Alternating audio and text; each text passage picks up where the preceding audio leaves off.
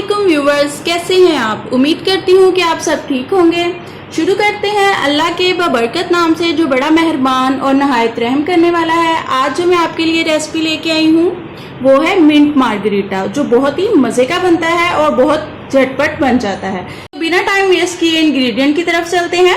1 प्याली पुदीना, 3 tablespoon sugar, 1 प्याली ice cubes, half teaspoon salt, half teaspoon ही ब्लैक सॉल्ट और लेमन जूस हमने लिया है 3 टेबलस्पून और जो सोडा है वो 1 ग्लास लेंगे। सारे इंग्रेडिएंट्स को एक ब्लेंडर में डाल लेंगे।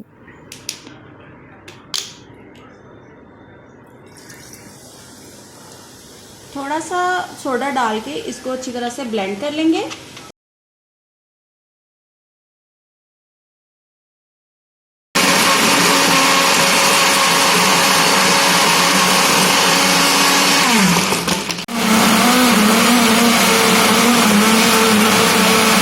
हमारा जो मिंट मार्गरीटा है वो रेडी हो गया है। अब इसको आपको सर्व करके दिखाते हैं। ये देखिए कितना मज़े का और स्लश सा बन गया है इसका, और बहुत ही मज़े का बना है। ओके तो व्यूवर्स, हमारा जो मिंट मार्गरीटा है वो रेडी है। देखिए कितना प्यारा लग रहा है और बहुत ही मज़े का बना है।